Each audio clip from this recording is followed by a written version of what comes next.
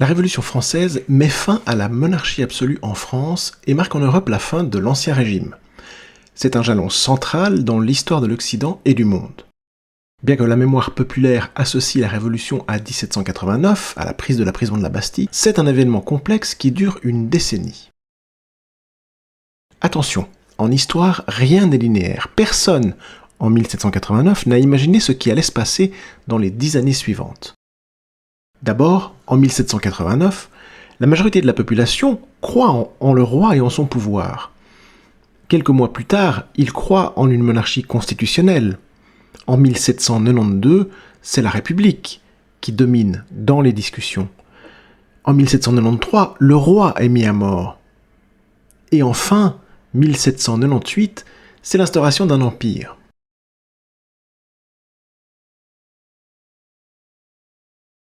Avant 1789, le Royaume de France est une société d'ordre. La population française est répartie en 3 ordres soumis chacun à des droits spécifiques. Il y a d'abord la noblesse, ensuite le clergé, les religieux, et enfin le tiers-état. La noblesse détient le pouvoir temporel, la terre et tous les droits. La noblesse gouverne ses terres, elle prélève l'impôt et les taxes. Le clergé détient le pouvoir religieux, il prélève l'impôt ecclésiastique. Enfin, le tiers-état n'a aucun pouvoir, c'est la grande majorité de la population.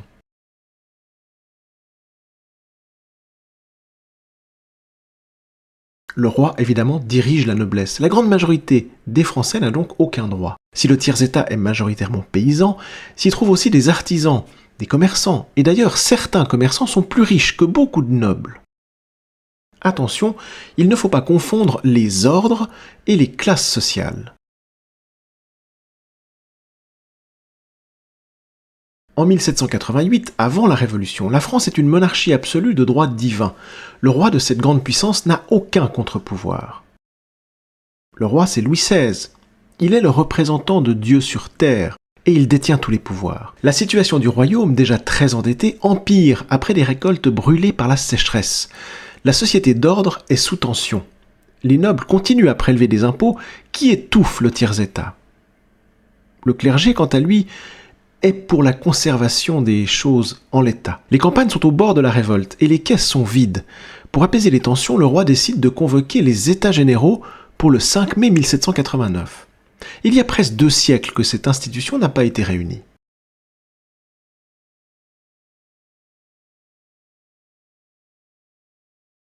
Les États généraux, c'est une assemblée consultative composée de représentants des 3 ordres. Convoquée en août 1788, pour mai de l'année suivante, en février, la population est invitée à rédiger ses souhaits au roi dans des cahiers de doléances. Des délégués sont élus et envoyés à Paris. La confiance du peuple envers le roi est alors grande et beaucoup d'attentes sont mises dans cette consultation. Le roi a invité ses sujets à faire part de leurs doléances afin de trouver des solutions aux maux du royaume. Mais quelle place donner aux tiers qui représentent 90% de la population ? Évidemment, pour la noblesse, le tiers doit compter pour le tiers, c'est la règle. Et donc, si la noblesse s'allie au clergé, elle a les 2 tiers des voix. Pourtant, le tiers-état est largement majoritaire. Alors que la noblesse s'attend à prendre le contrôle des États généraux, le tiers-état veut peser plus dans les débats. Il réclame un vote par tête et non par ordre. Le rapport de force est très différent. Lors d'un vote par ordre, le tiers-état ne détient que tiers de l'Assemblée, alors qu'un vote par tête, il en aurait 90%. Necker, qui prépare les États généraux, conserve le vote par ordre, mais accepte de doubler la représentation du tiers. Et le 13 juin 1789, des religieux s'allient au tiers, qui devient alors majoritaire, sans provoquer de réaction du roi.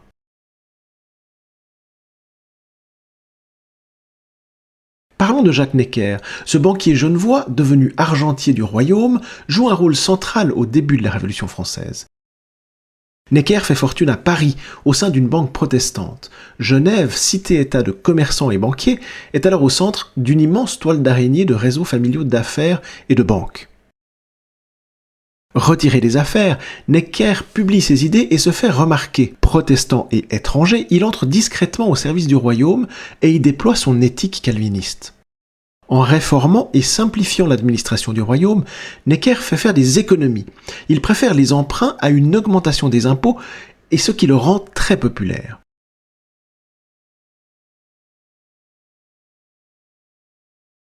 C'est la politique de Necker qui permet les 30 demoiselles, petite parenthèse historique qui concerne l'histoire genevoise, mais aussi l'histoire française. Selon Necker, la France peut s'endetter si son économie est solide. Il emprunte des capitaux, notamment via des emprunts viagers, en partie souscrits par des banques genevoises qui inventent les 30 demoiselles. Rappelons qu'un viager, c'est une dette payée annuellement jusqu'au décès du prêteur. Les banquiers genevois, groupe social très solidaire, investissent des sommes colossales en inventant un astucieux système. Ils découvrent que leurs filles, des 7-8 ans, maximisent l'espérance de vie. C'est idéal pour un viager. Afin de répartir les risques, ils proposent à leurs clients d'investir solidairement sur les viagers de tout un groupe de 30 fillettes. Les risques sont répartis et les profits colossaux.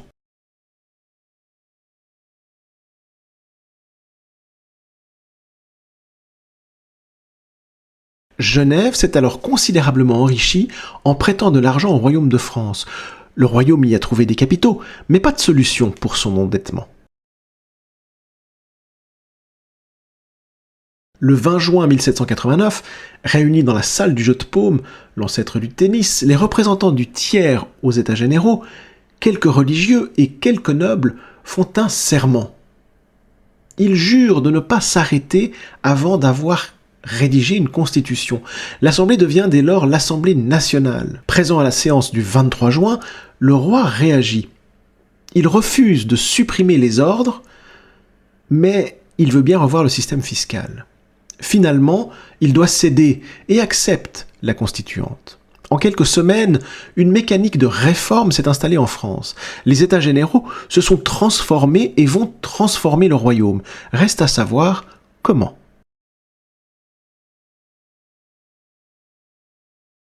Furieux contre Necker, absent à la séance du 23 juin, le roi le renvoie. Informés le 14 juillet, les Parisiens prennent d'assaut la prison de la Bastille, la prison politique. Si on dresse une petite timeline de ces événements, on a d'abord l'Ancien Régime, tout ce qui vient avant la Révolution française, puis la convocation des États généraux, qui se transforme en Assemblée nationale, avec ce serment du jeu de paume, et le début de la Constituante. Acceptée par le roi, on vient de le voir. La prise de la Bastille a donc lieu au début de tous ces événements. Necker sera rappelé aux affaires. Et le roi, dans ses bouleversements, adopte la cocarde tricolore. Il semble en faveur des réformes. Le 4 août, l'abolition des privilèges, puis le 26, l'instauration des droits de l'homme et du citoyen. L'année suivante, une constitution civile du clergé, puis une constitution en septembre 1791. Ayant lancé un processus qui a échappé au contrôle de la noblesse, le roi fait profil bas. À l'opposé, les sans-culottes, surnom donné à ceux qui ne s'habillent pas comme les nobles, mais d'un simple pantalon rayé.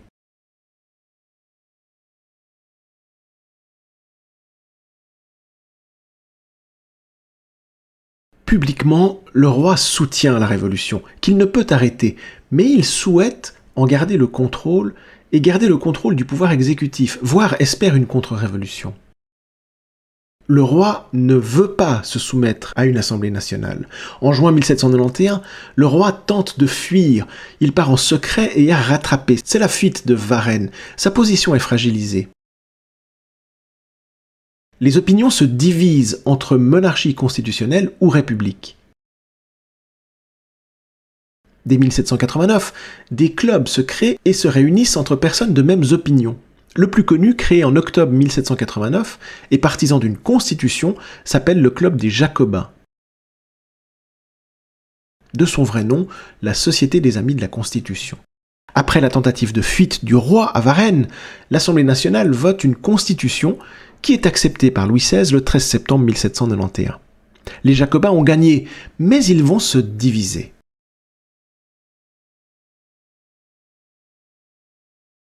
Le travail de la constituante étant achevé, une nouvelle Assemblée nationale, dite législative, siège dès octobre 1791. Les constituants s'étaient mis d'accord entre eux. Une fois leurs travaux terminés, ils laisseront la place à d'autres. De nouvelles personnalités émergent donc. au début de ces groupes le Parti patriote, qui donnera le Club des Jacobins, la Société des Amis de la Constitution, qui s'appellera ensuite Société des Amis de la Liberté et de l'Égalité. Certains d'entre eux veulent conserver le roi, c'est le Club des Feuillants. Ils sont pour une monarchie constitutionnelle avec un roi fort. Mais d'autres Jacobins, le Club des Montagnards, veulent abolir la monarchie. L'Assemblée se divise donc en 3 blocs principaux, les Montagnards, les Girondins et un important groupe indépendant entre les deux.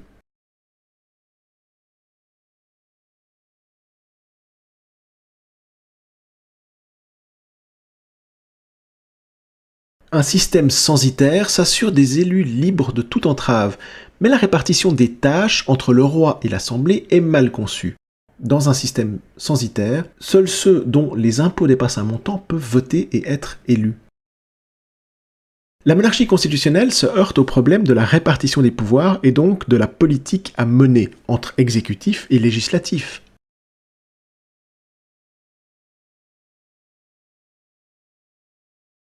Avec un droit de veto, le roi peut bloquer tous les votes de l'Assemblée. C'est d'ailleurs lui qui choisit les ministres en dehors de l'Assemblée et qui choisit aussi les chefs militaires. Le législatif est donc désarmé face au roi. Mauvais compromis, révolution non assumée, cette monarchie constitutionnelle multiplie les points de friction. Dès l'abolition des privilèges, en août 1789, beaucoup de nobles ont fui à l'étranger. Leur retour, voire la confiscation de leurs biens, font débat. De même, la question de savoir si la France doit faire la guerre à l'Autriche est discutée. Personne ne menace la France, mais l'Autriche se méfie de la Révolution et de ses idées qui remettraient en question son pouvoir. L'Assemblée nationale, de son côté, se divise sur ces questions. Certains y voient des dangers pour la patrie, d'autres veulent confisquer les biens de ceux qui sont partis, d'autres veulent la guerre. Certains, dont Robespierre, voient la révolution comme pacifique et refusent la guerre. Le roi est en faveur d'un retour des immigrés et espère secrètement une défaite militaire de la révolution, qui l'arrangerait bien.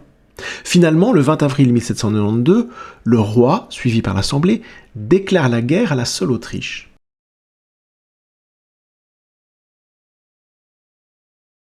Privée de l'expérience de nobles en fuite, l'armée française subit des défaites. Déstabilisé, le roi, qui a mis son veto à des décrets de l'Assemblée, vacille. Le peuple voit désormais dans son monarque un danger pour la Révolution et un traître. Furieux, le peuple investit la résidence royale des Tuileries. L'entrée en guerre de la Prusse avec l'Autriche porte le coup de grâce aux institutions qui n'ont plus la confiance du peuple. Le manifeste de Brunswick sera le détonateur. Lorsque le contenu de ce manifeste est connu, les Parisiens se soulèvent et prennent le pouvoir. C'est la journée du 10 août 1792. Une commune est installée à Paris. Des gardes royaux, dont beaucoup de mercenaires suisses, sont massacrés.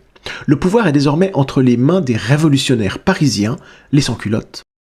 Un comité exécutif remplace le roi. L'élection d'une nouvelle assemblée, la Convention nationale, est décidée.